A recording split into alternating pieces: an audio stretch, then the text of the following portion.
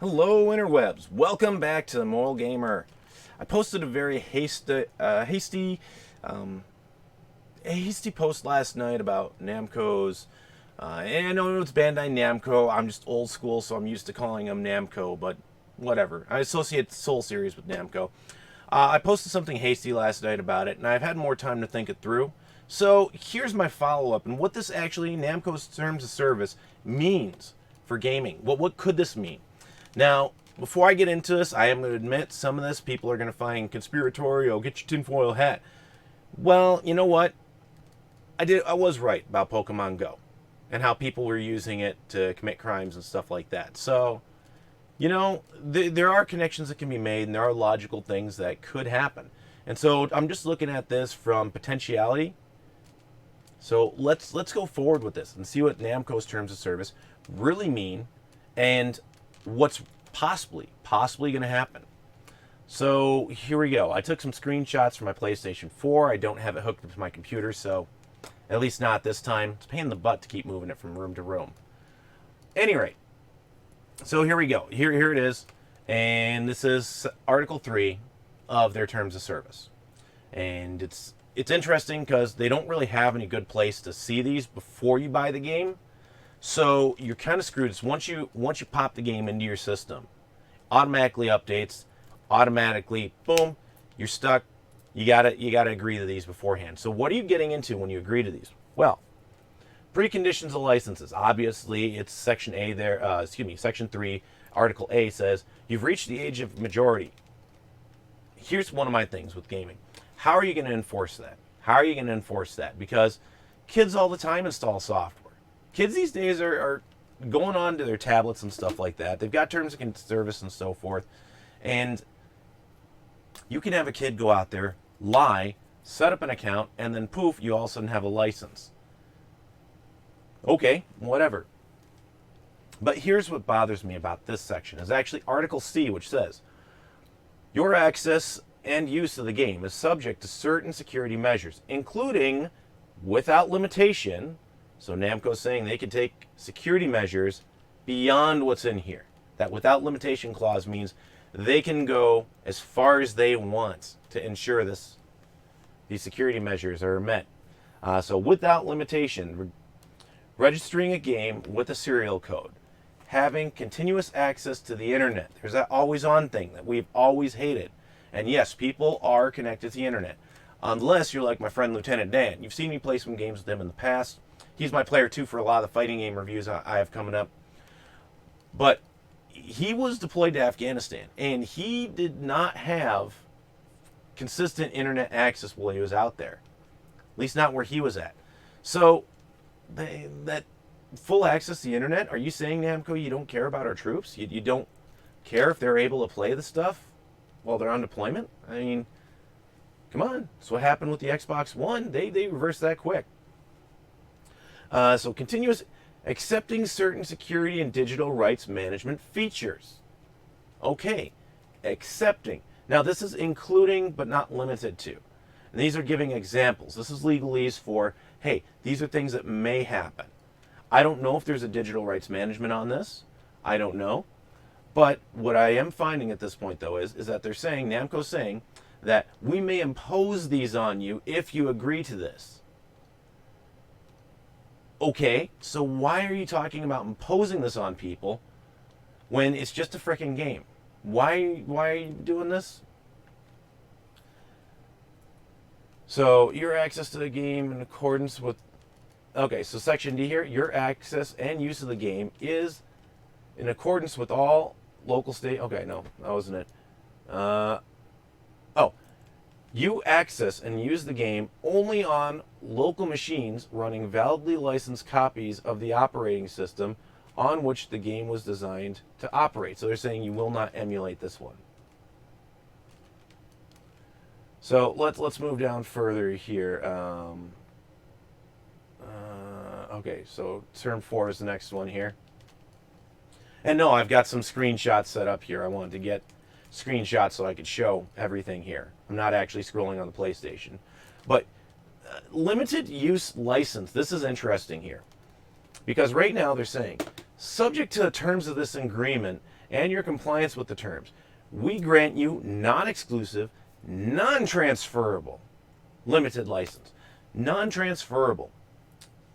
It's not like Namco is going to be sitting there at every GameStop with someone, oh, somebody tried to sell, we're going to serve you a court summons and sue you for damages. It's not like they're trying to do that. But what they are saying, though, is that it's non-transferable, meaning even though you've got the disc, here's an example. This is my license, okay? This is my license for Turtles 2. If I want to sell this to a store, I am transferring my license. This is how legalese works. This is kind of the emulation market and stuff like that. Why there's arguments about why it's illegal. But if I want to sell you my copy of Ninja Turtles, the arcade game, I'm transferring the license. Or I could give it to someone as a gift. Or I could loan it to somebody as a temporary license. But this is only playable, of course, without emulation. This is only playable where this is at. And so their argument here is and this was the physical copy I purchased last night, is that you're agreeing that you will not transfer, you cannot transfer your license of the game. So by agreeing this, you're saying, I agree that I will not sell my copy of Soul Calibur 6. I will not transfer it to a GameStop, whatever. Now, what does this mean? What does this mean? This means that, and it's probably not going to happen, at least I hope it doesn't happen, but reading between the lines, this means that GameStop could be sued by Namco. Could be sued. Could, not will, could, for participating in a breach of contract.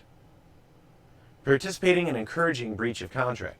So if GameStop is saying, hey, you've got Soul Calibur 6, come sell us a used copy. Okay, I go in, hey, here's my used copy. GameStop gives me money and whatnot. I'm in breach, but it would be backlash to the fans if they went after the fans. However, they could go after GameStop for sales in bulk, saying GameStop is contributing to the breach of license. In which case, GameStop changes their policy, says we no longer buy, sell, use copies of Soul Calibur 6, things like that. So it's not the players as much, but it is actually the players that will be affected by this, and it'd be a horrible PR move for them. But I could see them saying this contributed to it, and here's what we're doing to rectify this, because they're putting this right there in their terms of service. So let's see here. It's a non-transferable license, limited use of the game in your country of residence on hardware that you own or exclusively control. So, and solely permitted by the application platform usage rules. So right there, they're saying that it's on one that you own. And I haven't seen any articles on this. At least not for Soul Calibur 6. I can see it happening. I can see it happening with later games, not just Soul Calibur, but Namco setting a precedence here. Legal precedence. I get those two mixed up. Either way, I can see Namco setting up a pattern here, saying, okay, at this point, you're agreeing that you will not play the game elsewhere. So as soon as I put the game in my PlayStation 4, it registers it to my account and so forth, and basically registers to that.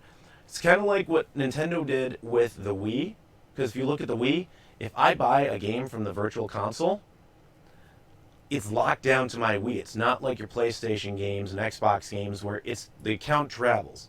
It's locked to the user. In this case, it's locked to the hardware. And I think at one point there was a version of Windows. I want to say it was Windows 8 or 10 might have had this at one point, where you had to relicense everything if you changed any piece of hardware, which was a pain in the butt because I remember having to go through it. Hated it, but it was locking it down. And I'm not saying Soul Calibur 6 has this, but I'm saying this is what it means going forward. things that Namco may try to do. May.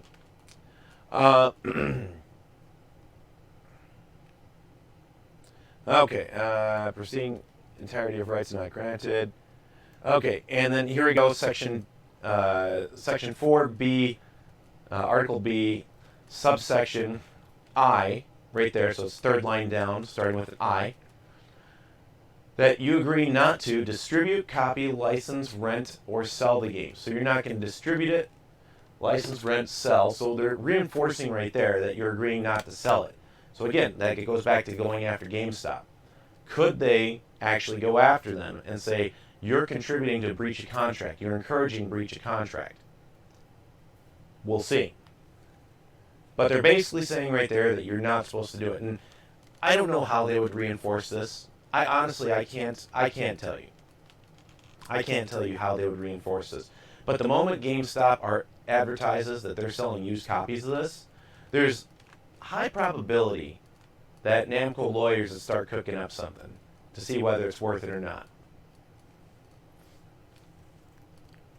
Maybe not high, maybe moderate, but we'll see. We'll see. So, reverse engineer, duplicate, that all deals with emulation. That's Article IV, or 4, if you read Roman numerals. Well, if you Soul Calibur 6 is Roman numerals, you probably do anyway, but yeah. So let's jump down to 6 here, and here's the last part where I found some really interesting language. Subject to your satisfaction of the preconditions set forth in Section 3, so going back to 3 where it talked about those, and in effect, either party may terminate this agreement with or without cause at any time with reasonable prior notice. You may terminate this agreement by deleting and destroying all copies of the game. So they're saying if you have the physical game, by agreeing to this, you're agreeing that you're going to destroy it. You're going to destroy it. You can't transfer it out. You're going to destroy your copy.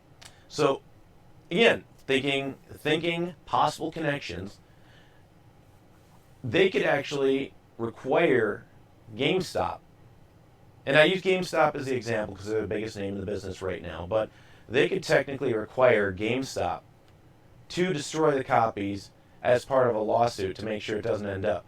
And it could actually hurt GameStop. Now, I honestly don't foresee Namco going in and, sending people into your house. I see you bought a copy of Soul Calibur 6. Did you destroy it? Are you still playing it? Do you forfeit your license? They're probably not going to do that. Probably not. Not sure. But we'll see. I mean, this will be interesting to see how this pans out. Because right here what they're setting up is they're setting up an environment where they can go after GameStop, they can go after the customers, which they won't. That's bad PR. You never attack your fans. You always attack the businesses around them. So they could be setting this up in an environment where they're trying to cripple the used game market. Because honestly, Ultra did not get 1 red cent of my purchase of this game. I bought this at a pawn shop. A very crappy pawn shop. But that's another story. I bought this at a pawn shop. The original developers got nothing out of this sale. And so there's a case out there that people are saying, oh, well, used game sales hurts our market share. Not as much as you think. Because the used game sales makes the game more accessible to others, and it puts it in a position where people can take and people can keep playing the games and get excited for the next games. And people who really like it will be those day one adopters. Those ones who go out and, I gotta buy this! And they go out and they buy it. I think what really is trying to be ushered in here is an end to the resale market. And this is something that 7 years ago, when WB Games tried pulling some of this crap with, what was it? It was with Mortal Kombat 9, the revisioning of Mortal Kombat, and they did the same thing. And to a degree, they did some of this with Batman Arkham City. Batman Arkham City was you couldn't get the Catwoman missions unless you had a first-hand copy because it came with the code in there and the code was redeemable once, right? So and with the Mortal Kombat one, it was you couldn't play online without a code. You had to either pay for an online WB access and that got nerfed really quick. What I think is happening here is that they're trying to squash the resale market. I think they're really trying to avoid having people getting secondhand copies of their game, because what they ultimately want is they want full control of all sales, because they think they're going to get money back. It's like movies, it's like anything else. Whoever has the physical copy has the license. If you are requiring things to be always on and you're trying to revoke the license, we'll see. I half suspect at this point that they probably didn't do anything, but if they did, we'll be hearing about it shortly, and I hope they did. I really hope they didn't. But my biggest concern is what's to stop the next Namco release or anyone, Activision, anyone from trying to pull some shady crap where they're like, all right, if you're not always online, if you're not this, not that, what's to stop them from actually preventing people who are buying physical copies? Because as you can see behind me, I prefer the physical. Physical it's mine, not yours. And it takes a lot of proof to show that this is not mine. I'm holding it.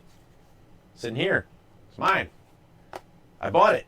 I can tell you where I bought it, how much I paid for it, stuff like that. But it takes a lot to prove that I'm not entitled to something I physically own. Okay? It's like Disney taking your movies and saying, hey, you're not supposed to watch your, what's the latest one just came out? I guess Big Hero 6 is one of my favorites of the recents. Or Tangled or something like that. You're not entitled to watch that movie. Not going to happen. Not going to happen. But those are my thoughts. Those are my thoughts based on what I've seen in my many years of gaming. What do you think? Comments below. You agree? Don't agree? This is what I can see happening going forward, and I'm disappointed with Namco, but I'm going to wait and see. We'll either see articles coming out about Soul Calibur 6, or their whole terms of service is just going to be like standard PC. PC games, you have to agree to the terms before you can install them. So we'll see what actually happens in this one. My hope is it's a big nothing burger. If it's not, expect backlash. Because I hate it when developers do stuff so that they have more control over the games than the actual players who are spending their hard-earned cash to get these games to not only support their hobby, but do what they enjoy. I mean, don't ruin a person's ability to do what they enjoy. All right, like, subscribe, comment, share, comments below, help us out. We'll catch you all next time.